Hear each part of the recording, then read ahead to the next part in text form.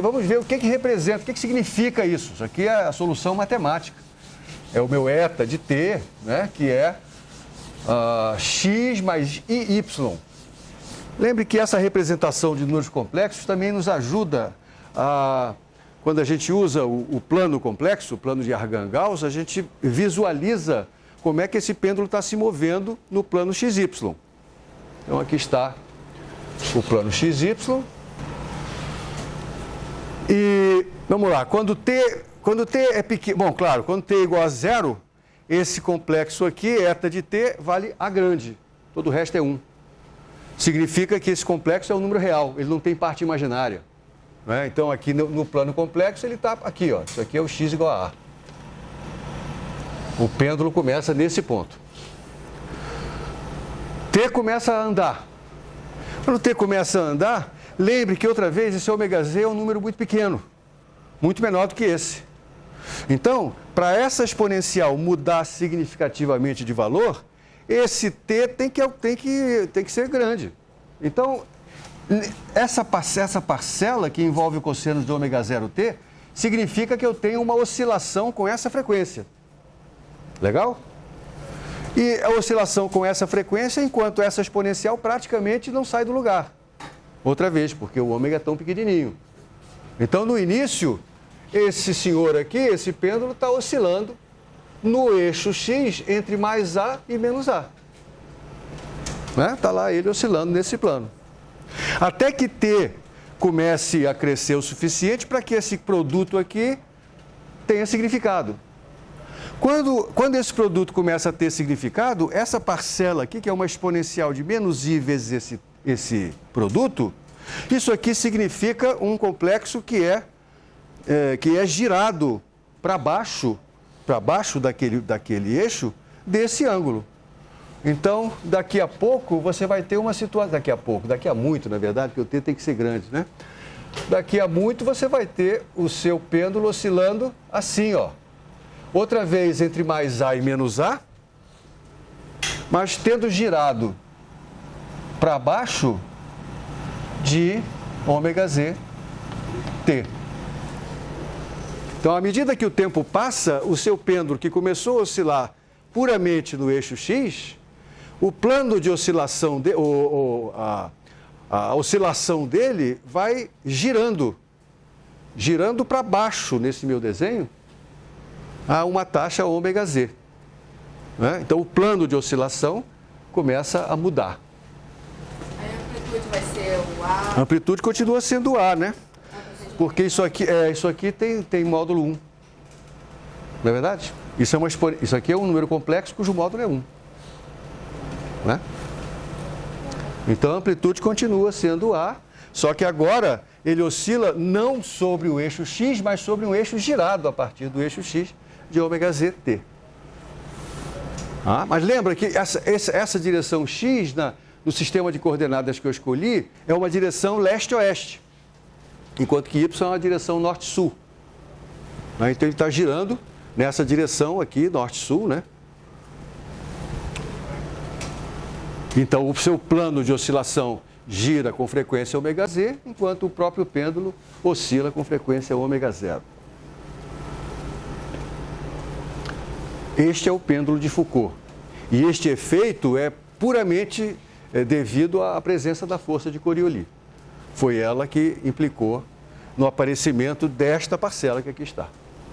Legal? Sim, um detalhe. Essa rotação que eu estou fazendo aqui, né, ser para baixo a partir do eixo x, isso é verdade se o ômega z é positivo. Mas o ômega z vai ser positivo se eu estiver no hemisfério norte. Se eu estiver no hemisfério sul, aqui, por exemplo, então o meu eixo z vai ser assim, né?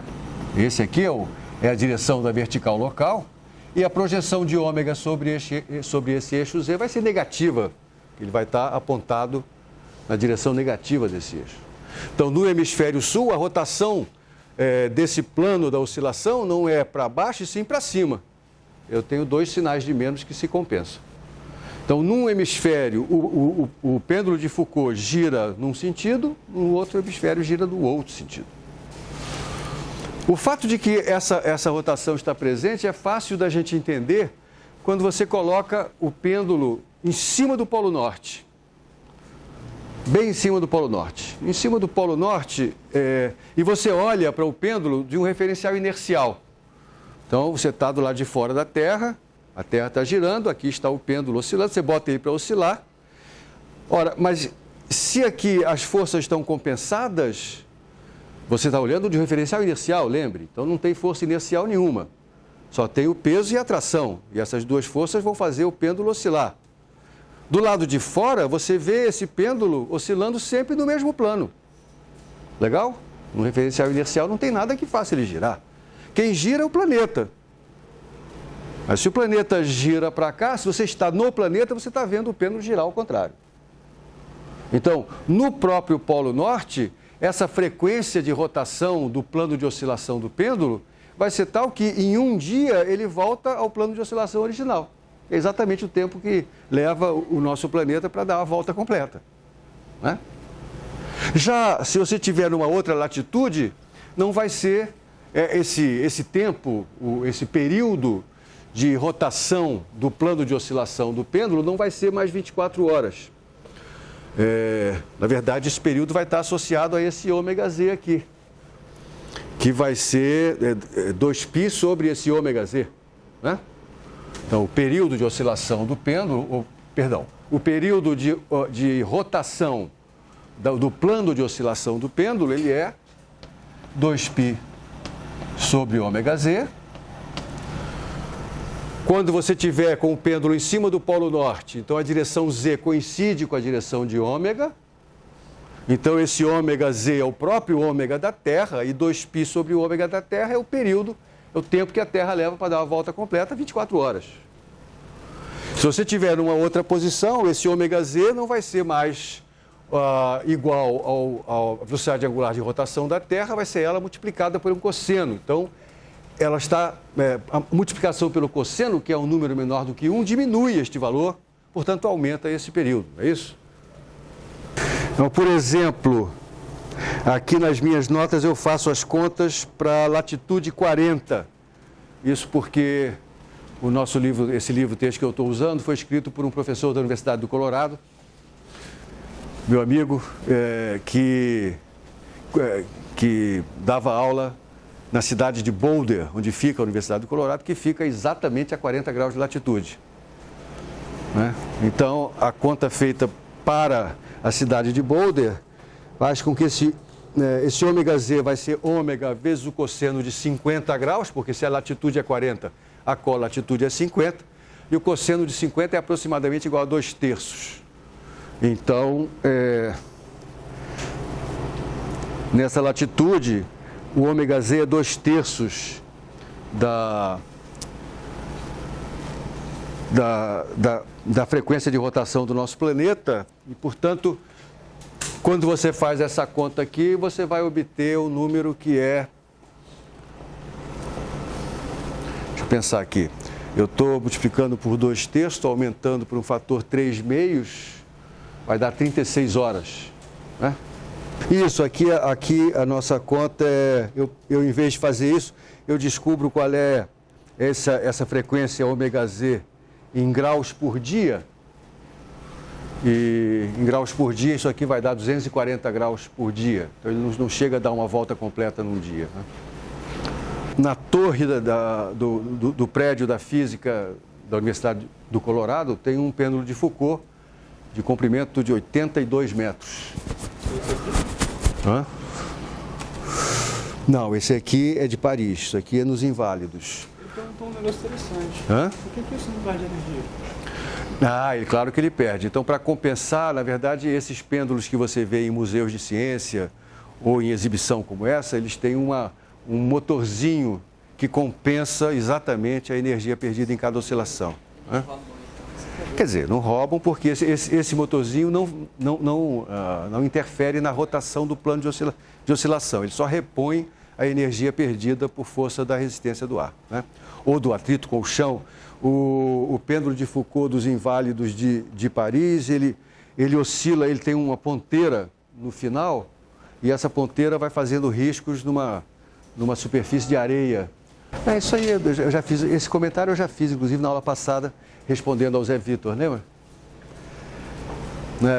Foi um comentário que o Zé Vitor fez, que ele, quando ele olhou as equações que eu tinha escrito aqui, ele identificou com as equações que a gente obteve para descrever a aceleração em coordenadas polares bidimensionais. E o comentário é, claro, eu posso, das duas, uma, ou eu descrevo o que acontece em coordenadas polares bidimensionais no referencial inercial, e aí eu tenho que mudar a aceleração, porque os vetores unitários R-chapéu e φ-chapéu variam com o tempo, ou então eu me coloco num referencial girante que faça com que o R-chapéu e φ-chapéu fiquem constantes. Eu giro junto. Quando eu giro junto, aí eu tenho que incorporar as forças inerciais. E quando eu incorporo as forças inerciais, eu vou obter, claro, os mesmos termos que eu obtive quando eu calculei as acelerações, só que esses termos não estão ligados, ou na equação de movimento, eles não estão do lado onde está a aceleração, eles estão do lado onde está a força, com o sinal trocado. É exatamente a mesma coisa e foi esse comentário que o Zé Vitor percebeu na aula passada. Então, na verdade, ele fez o comentário para mim, eu não preciso repeti-lo. E é só um comentário, não tem nada de novo aí propriamente, isso não quer dizer nada, simplesmente eu posso optar, eu descrevo a situação no referencial inercial e aí eu tenho que fazer com que, eu tenho que levar em conta a mudança com o tempo dos vetores unitários, ou então eu posso preferir não levar, acompanhar os vetores unitários na sua rotação, e aí eles não mudam mais, mas de compensação eu tenho que fazer aparecer as forças inerciais. É uma questão de gosto.